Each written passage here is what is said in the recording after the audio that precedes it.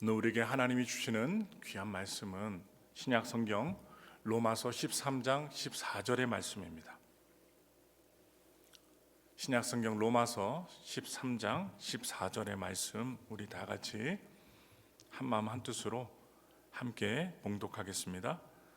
오직 주 예수 그리스도로 옷 입고 정욕을 위하여 육신의 일을 도모하지 말라. 오늘 저는 함께 봉독한 로마서 13장 14절의 말씀을 통해서 오직 예수 그리스도의 옷을 입으라 라는 제목으로 은혜 말씀을 나누겠습니다. 우리 한국 분들이 항상 옷을 잘 입는 사람들, 아니면 예전에 옷을 잘못 입었다가 비싼 옷이나 자신의 몸에 맞는 옷을, 아름다운 옷을 입었을 때 뭐라고 합니까? 바로 옷이 날개라는 이야기를 합니다. 아, 저 사람 옷이 날개야. 참 옷을 잘 입어. 이 옷이 사람을 갖다가 돋보이게 만들고 또 아름답게 만듭니다. 그러므로 입은 옷에 따라서 사람이 달라 보일 수 있습니다. 또 장소에 따라서 어느 옷을 입어야 되는지에 대해서도 문화가 다 다릅니다. 그래서 옷은 그렇게 우리보다 더 나은 존재로 보여주기도 하고 우리의 볼품없는 부분을 가리워주기도 합니다. 그래서 오늘 본문에서 바울은 그리스도로 옷 입으라고 이야기해주고 있습니다. 아니, 우리는 그냥 천이 있는 옷을 우리가 입고 사는데 이 바울 사도는 그리스도의 옷을 입으라고 편지 썼어요. 그러므로 그리스도로 옷 입는다는 것은 어떤 의미일까? 우리가 오늘 종려주일을 맞이하면서 예수님께서 낙이 타고 성으로 들어오시고 환영받고 종려나무까지, 그리고 사람들의 겉옷 위로 낙이 타고 들어오시는 그 모습을 우리가 그리면서 우리가 어떻게 그리스도의 옷을 입을까라는 말씀의 은혜를 나누고자 합니다. 최초 인간 아담과 하와가 있습니다. 그들이 옷을 입었을까요? 안 입었을까요? 안 입었습니다. 발가벗고 다녔습니다. 옷을 입지 않았어도 부끄러움이 없었어요. 서슴없이 생활하고 다녔습니다. 그런 느낌과 감정이 없었습니다. 그러나 하나님이 금지하신 선악과, 이 선악과를 먹고서 그 이후부터 눈이 밝아졌고, 눈이 밝아지니 자신들이 벗은 줄 알게 되었습니다.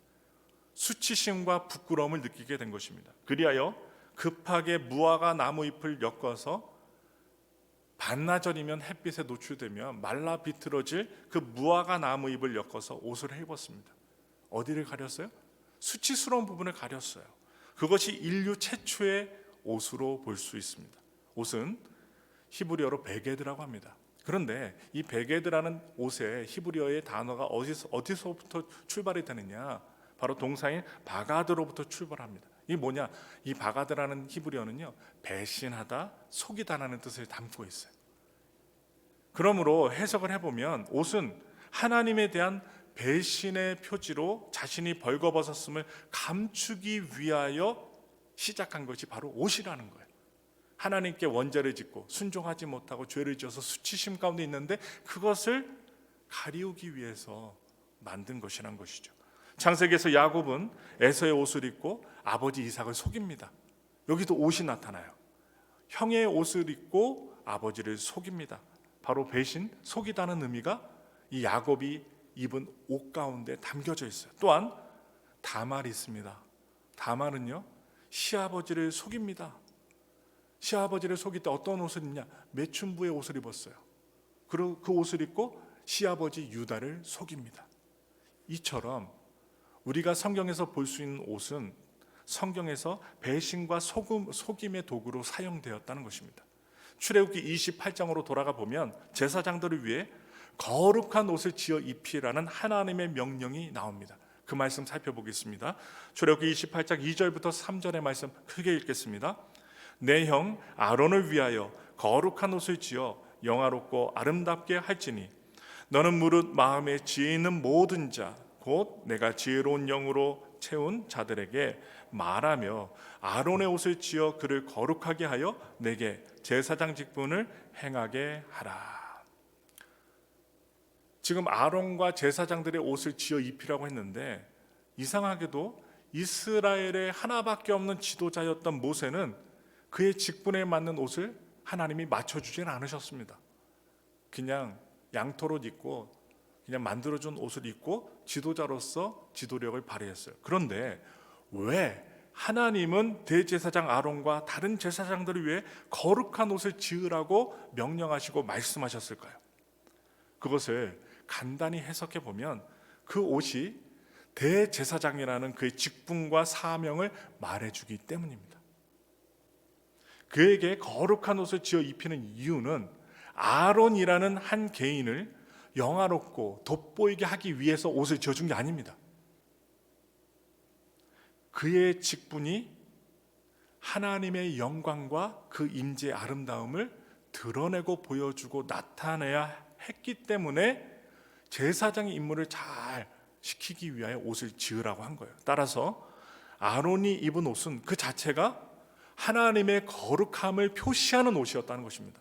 사람들은 그의 옷에서 아론이라는 사람의 보는 것, 아론이라는 사람 그 겉모습을 보는 것이 아니라 그 옷 맵시를 보는 것이 아니라 이스라엘 백성들과 함께 하시는 하나님을 보게 하려는 그 의도가 그 옷 속에 담겨 있다는 것이죠. 특히 대제사장들이 차는 가슴 흉패가 있어요. 가슴에 차는 흉패가 있습니다.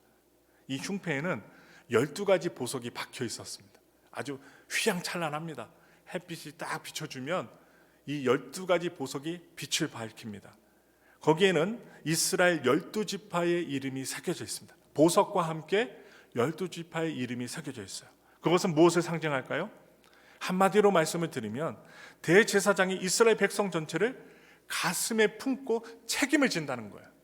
하나님께 나아간다는 사실입니다.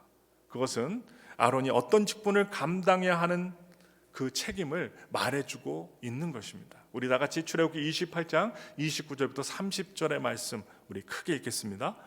아론이 성소에 들어갈 때에는 이스라엘 아들들의 이름을 거룩한 이 판결 흉패를 가슴에 붙여 야훼 앞에 영원한 기념을 삼을 것이니라. 너는 우림과 둠밈을 판결 흉패 안에 넣어 아론이 야훼 앞에 들어갈 때 그의 가슴에 붙이게 하라. 아론은 야훼 앞에서 이스라엘 자손의 흉패를 항상 그의 가슴에 붙일지니라. 아멘. 제사장들은요 매일마다 제사를 지냈어요. 매일. 아론은 매일 제사를 드리러 성소로 들어갈 때마다 하나님의 거룩함이 드러나는 성소에 들어갈 때마다 그의 가슴에 새겨져 있는 이스라엘 백성들을 기억했습니다. 보석들을 볼 때마다 이스라엘 12지파의 이름을 볼 때마다 기억하면서 하나님의 성소에 들어가는 것입니다. 그래서 그들 중 어느 누구라도 죄가 많다고 그리고 작은 소수 그룹이라고 할지라도 예외가 없어요. 제외할 수 없었어요. 다 12지파는 제사장 가슴에 들어있어야만 했습니다. 거역하는 백성까지도 제사장이었던 아론은 그의 가슴에 품어야 했습니다. 에브리데이 매일매일마다 가슴에 품고 하나님께 나아가는 거예요. 이스라엘 온 백성은 항상 그의 가슴에서 빛나는 보석으로 들어가 있어야만 했습니다. 아론은 이스라엘 모든 백성들이 하나님 앞에 빛나는 보석이 되도록 끊임없이 하나님 앞에 거룩하게 제사드리고 중보하고 하나님과 백성들 중간 사이에서 중재해야만 했습니다. 그는 매일 입는 옷이 그가 그렇게 해야 한다고 말해주는 바로 그런 옷이라는 거예요. 자, 그러면 오늘 본문에서 바울이 그리스도로 옷 입으라고 편지한 이유가 무엇일까요? 신약으로 돌아옵니다. 그것은 우리 역시 여러분과 저는 제사장 그 직분을 부여받았어요. 제사장의 직분을 감당해야 할 사명이 있기 때문에 예수 그리스도의 옷을 입으라고 합니다. 바울은 이렇게 이야기합니다. 갈라디아서 3장 27절의 말씀입니다. 누구든지 그리스도와 합하기 위하여 침례를 받은 자는 그리스도로 옷 입었느니라. 아멘. 지금 이 자리에 계신 모든 분들 거의 대부분은 침례를 받으셨을 것입니다. 바로 침례를 받고 장로교는 세례죠. 이 세례와 침례를 받고 그리스도와 하나 된 우리는 그리스도의 옷을 입고 의의 자녀가 된 사람들입니다. 이 의의 자녀를 만들기 위하여 4월 8일 금번주 토요일 신청자들을 통하여 한 5분들 하나님 은혜 가운데 침례를 베풉니다. 왜냐? 그리스도로 옷 입은 자녀로 만들기 위한 것입니다. 의의 자녀로 만들기 위하여 고백하고 하나님 앞에 나아가기 위하여 침례를 베푸는 거예요. 우리는 이전의 죄악과 허물의 수치를 덮어주시는 하나님의 사랑을 입은 자들입니다. 예외가 없어요. 아담이 수치감으로 두려워했을 때, 수치심 때문에 숨고 아파했을 때 하나님은요 그냥 내버려 두지 않으셨어요. 창세기를 보시면 하나님께서 동물을 잡으십니다. 동물을 잡으셔서 피를 흘려 가죽옷을 만들어 그의 수치를 가리워 주셨습니다. 누가요? 하나님께서 직접 가죽옷을 만들어 주셨어요. 그 가죽옷은 반드시 무엇이 필요하냐? 피를 흘림으로 인간의 수치와 죄를 가리워 주시는 예수님의 구원을 예표해 주는 것이라는 거예요. 상징물입니다. 그래서 하나님이 가려 주시지 않았다면 원죄를 지었던 아담은 영원히 수치와 죄책을 안고 살 수밖에 없었다는 거예요. 그러나 하나님이 직접 개입하셔서 가려 주셨기 때문에 그는 용서받은 자로 수치와 죄가 가리워진 그런 자유인 속죄의 상태로 살 수 있었다는 것입니다. 마찬가지로 현대 살아가는 우리는요 예수 그리스도로 바로 옷 입었기 때문에 용서받은 자로, 또한 우리가 얼마나 수치가 많아요, 죄가 많아요, 수치와 죄를 가려주시는 하나님의 사랑을 입은 자로 오늘날 우리가 살 수 있게 된 것입니다. 따라서 오늘 로마서의 말씀인 그리스도로 옷 입는다는 것은 제일 먼저 우리의 신분이 변화되었음을 말씀해 줍니다. 신분이 변화됐어요. 죄인에서 의인으로 변화됐다는 사실이에요. 얼마나 기쁘고 소중한 일입니까? 우리가 하나님과 원수된 자가 아니라 그가 사랑하시는 의의 자녀가 되었다는 거예요. 그러므로 그 의의 옷을 입고 예수 그리스도의 옷을 입고 의인으로 살아가라는 거예요. 수치스럽게 죄인으로 살아가는 말씀이 아니에요. 의의 자녀가 된 바울은 그의 사명을 알았습니다. 목적을 알았어요. 그것은 그가 복음의 제사장의 직분을 받았다는 것입니다. 그 사실을 잊지 않고 살았습니다. 로마서 15장 16절의 말씀입니다. 이 은혜는 곧 나로 이방인을 위하여 그리스도 예수의 일꾼이 되어 하나님의 복음의 제사장 직분을 하게 하사 이방인을 제물로 드리는 것이 성령 안에서 거룩하게 되어 받으실 만하게 하려 하심이라. 이방인들을 하나님의 구원자로 만드는, 이끄는 그런 사명이 사도 바울에게 있었다는 것이죠. 그리스도로 옷 입는다는 것은 바로 구약의 출애굽기에 나오는 이 아론이 제사장의 거룩한 옷을 입은 것과 같이 우리가 복음의 제사장으로서 직분을 감당하기 위해서 바로 그리스도의 옷을 입으라는 것입니다. 복음을 통해 다른 영혼들이 하나님께 회개하며 또한 하나님의 화해를 입으며 또한 하나님 앞에 보석과 같은 존재가 되게 하는 것은 바로 침례를 통해 그리스도로 옷을 입은 우리 모두의 사명입니다. 그래서 한 10년 넘게 침례식이 없었는데 하나님께 기도하다가 또한 작년에 또한 그런 요청도 있어서 지금 침례탕을 계속 고치고 있습니다. 거의 한 80% 고쳤는데요. 또 이렇게 물방울이 떨어져서 또 보수해야 될 부분이 있어요. 그런데 이렇게 보수하면서 침례를 드리고자 하는 이유가 바로 의의 백성을 만들고자, 하나님의 의의 백성, 하나님께 영광 돌리는 사람들을 더욱더 믿음으로 고백하고 행실로, 삶으로 드러나게 하기 위하여 침례식을 거행하는 것입니다. 여러분과 저의 가슴속에 무엇이 있어야 됩니까? 복음이 있어야 된다는 거예요. 예수 그리스도의 복음. 그러므로 다른 영혼들이 하나님과 화해하기 위하여 우리는 복음의 파수꾼이 되어야 된다는 것이죠. 그러므로 하나님 앞에 보석과 같은 존재가 되게 하는 것은 침례를 통해 그리스도로 옷을 입은 우리 모두의 사명이라는 것을 오늘 이 시간 우리 모두가 분명히 기억해야 된다는 거예요. 우리 역시 아론처럼 하나님의 영광과 그 임재의 아름다움을 나타내야 하는 복음의 제사장이라는 거예요. 그냥 사람이 아니에요. 하나님이 선택해 주신, 임명하신, 명령하시는 제사장이라는 거예요. 그렇기 때문에 하나님께서는 우리에게 그리스도로 옷을 입혀 주신다는 것입니다. 따라서 그리스도로 옷을 입었다는 것은 우리 모두가 예수 그리스도의 권위로 사역하도록 세워졌음을 의미합니다. 안수받은 목사뿐만 아니라 여러분 모두가 하나님 안에서, 성령님 안에서, 예수님의 십자가 안에서 세워진 자라는 거예요. 복음의 파수꾼들, 제사장들이라는 거예요. 믿지 아니하는 자들에게 복음을 전할 의무와 여러분 사명이 여러분들에게 있다라는 사실이에요. 그래서 우리는요, 예수 그리스도의 권위가 있다는 사실 깨닫게 되면 자부심 갖고 사셔야 됩니다. 눈치 보며 사는 게 아니라 하나님의 자부심을 가지고 예수 그리스도를 전하는 자들이 되어야 됩니다. 우리는 연약하고 자격이 없는 사람들입니다. 자격이 없어요. 누구는 무슨 죄를 졌네, 누구는 이게 연약하네 말할 필요 없어요. 내 자신만 봐도 돼요. 내 자신만 봐도 얼마나 연약합니까? 하나님 앞에 얼마나 불순종하고 죄가 많습니까? 아침에 마음이 이랬다가 저녁에 또 마음이 이랬다가 막 갈대와 같이 이리저리 흔들리고 사람들의 말에도 흔들리고 눈에도 흔들리고 보일 때 어떻게 보일까? 하나님 앞에 어떻게 보일까? 우리가 많이 생각하며 살아야 되는데 사람들이 나를 어떻게 생각할까? 그거에 너무나도 우리가 집중하며 삽니다. 그래서 우리 믿는 자들은요, SNS 좀 안 하는 게 좋은 것 같아요.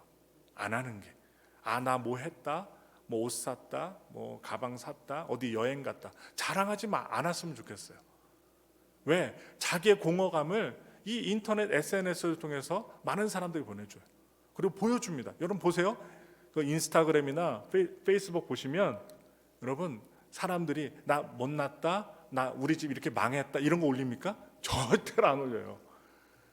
100%가 우리 이렇게 여행 갔다, 나 이런 옷 샀다, 우리 아들 봐, 우리 딸 봐, 우리 남편, 우리 아내 100%가 다 자랑이에요. 그런데 다큐나 그 뉴스나 아니면 언론에서 개인적으로 다 인터뷰를 하고 과학적으로 대면을 해봤더니 너무나도 마음이 공하고 힘든 사람일수록 자랑을 한다는 거예요. 이렇게 보여준다는 거예요. 나 어떻다. 근데 실제로는 마음이 공허해요. 좀 나 좀 알아봐 줬으면 좋겠어요. 이게 뭐냐? 인정욕구입니다.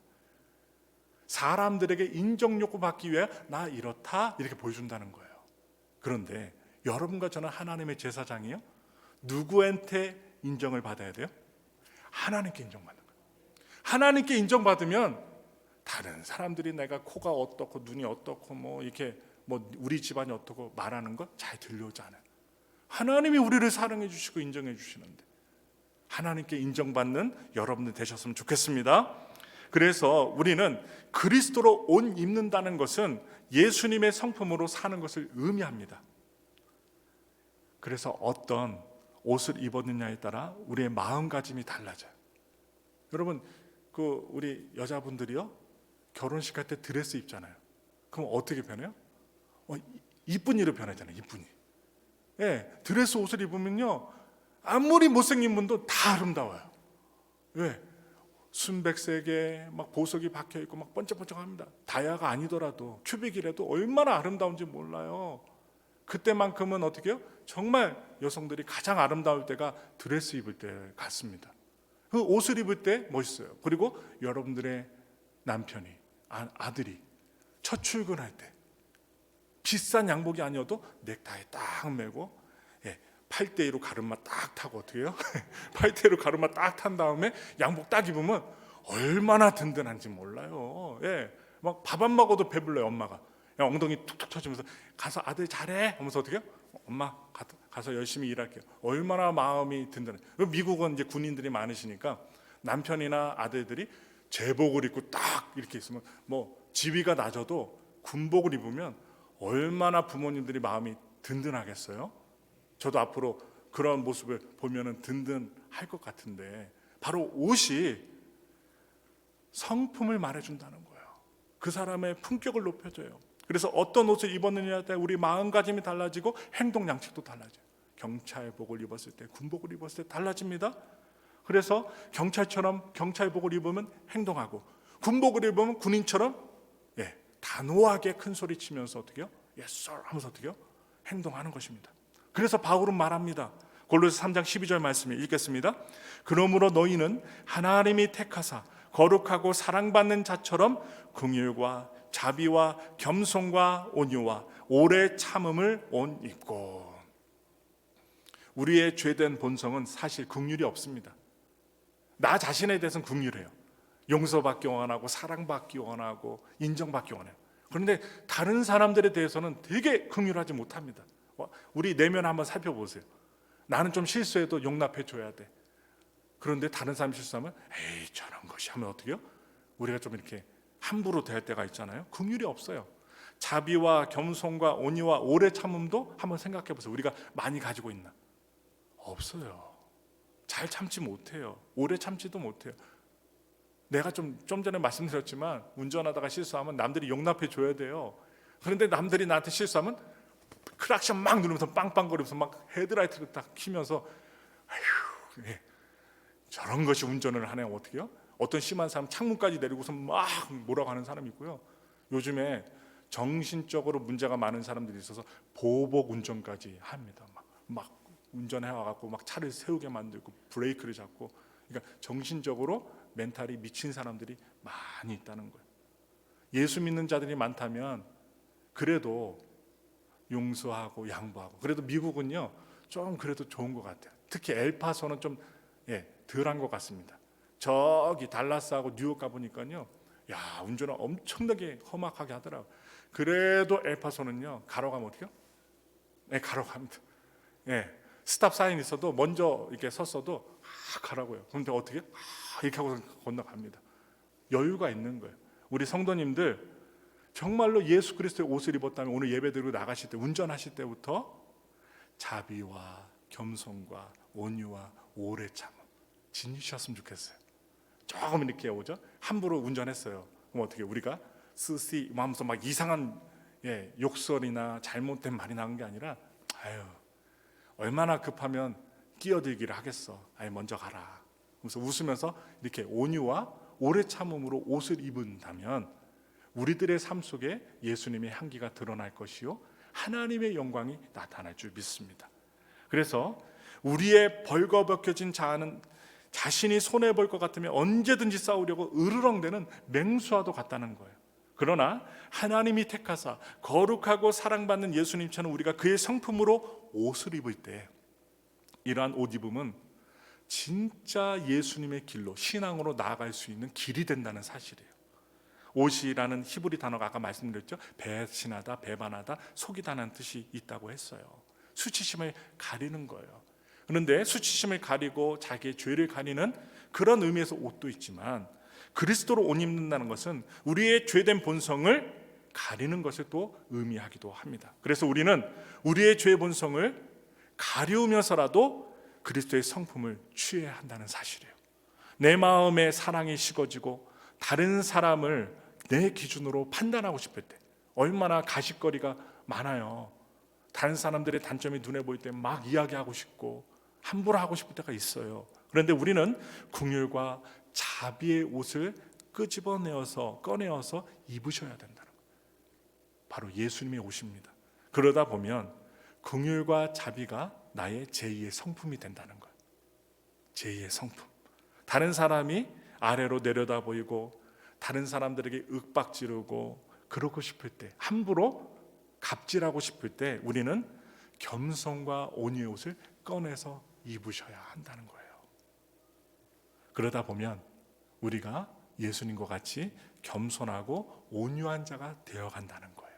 그래서 예수 그리스도의 옷을 입으라고 명령하는 것입니다. 또한 우리가 조급해지고 다른 사람들에게 화를 내고 싶을 때 우리는 오래 참음의 옷을 꺼내셔 입어야 합니다. 그래야 인내로 연단한 견고한 사람이 되는 성품으로 점진적으로 변화되어 간다는 것이죠. 이게 뭐냐? 성화라고 합니다. 그리고 영화라고 해요. 하나님의 성품으로 변화되는 겁니다. 그러다 보면 예수님의 향기가 드러난다는 거예요. 갑자기 사람이요 친절해지고 이러면요 사람들이 뭐라고요? 미쳤다고 합니다. 그래서 하나님도 우리를 어떻게 바꾸셔요? 점진적으로 바꾸셔요. 갑자기 바뀔 수 없습니다. 여러분, 사람의 성품이 갑자기 안 바뀌어요. 그래서 예수님을 통해서 그 예수님의 옷을 입을 때 우리는 점진적인 성화와 영화로 변화된다는 사실이에요. 그것이 성화와 영화의 과정이라는 사실을 말씀을 드리면서, 우리가 하나님의 의의 자녀라는 권위를 부여받고 그리스도의 성품으로 옷을 입는 것은 다름이 아니라 바로 우리가 복음의 제사장 직분을 감당하기 위하여 반드시 필요하다는 사실입니다. 그렇기 때문에 바울은 오늘 우리의 본문 한 절이었죠. 로마서 13장 14절에 오직 오직 주 예수 그리스도로 옷 입고 정욕을 위하여 육신의 일을 도모하지 말라. 이렇게 오늘 본문에서 우리들에게 경고하고 또한 호소하고 있는 것입니다. 그리스도로 옷을 입지 않으면 세상과 우리 믿는 자들의 구별이 없어집니다. 세상의 가치의 무방비 상태가 되어버립니다. 그러다 보면 어느새 우리의 본능적인 자아, 원죄가 있는 그 자아는 하나님 나라의 일보다는 내 육신의 일을 도모하게 됩니다. 하나님이 싫어하시는 일들만 골라서 하게 돼요. 그러므로 우리는 이미 우리의 신앙을 고백하며 침례를 통해 세상의 경계선을 넘어온 사람이라는 것을 기억하시면서 그리스도의 옷을 입은 자로 세상에 보여지는 자들입니다. 여러분은 가만히 계셔도 에베소 순목교회 다니는 사람들이다 다 알 수 있어요. 알 수 있습니다. 하나님께 선택받은 자들이기 때문입니다. 그렇다면 우리는 날마다 말씀과 기도로 회개하며 우리의 행실을 빨아야 돼요. 씻어야 됩니다. 우리가 입은 그리스도의 옷이 더럽혀지지 않게 해야 됩니다. 그래서 우리가 입은 옷을 보고 세상이 하나님의 영광과 그 임재의 아름다움을 보게 해 주어야만 합니다. 그래서 우리가 믿은 그 예수님, 바로 우리가 입어야 할 그리스도의 옷이 거룩한 표지가 되어야 한다는 사실이에요. 아론이 온 백성을 바로 가슴에 품고 성소로 나아갔던 것처럼 오늘날 현대 살아가는 우리도 내가 가슴에 품은 사람들을 하나님께로 중재하는, 이끄는 중보자와 제사장의 역할을 감당해야 된다는 사실을 오늘 말씀을 통해서 일러주시는 거예요. 바라기는 날마다 내 다른 원죄의 성품, 화나는 성품, 내 모난 수치스러운 성품의 옷을 입지 말고 예수 그리스도로 옷을 입고 복음의 제사장 직분을 감당하는 저와 여러분들이 되시기를 예수님의 이름으로 축원합니다.